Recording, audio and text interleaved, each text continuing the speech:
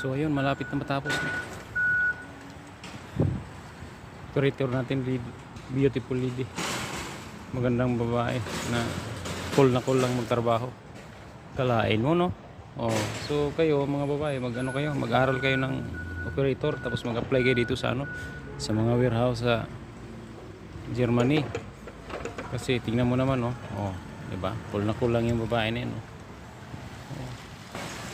Oh, uy, ganun lang pala 'yun pagbubuksan, babangkingan lang. Bastig ah. So dito to sa Minden. Sinisimplihan ko lang ito kasi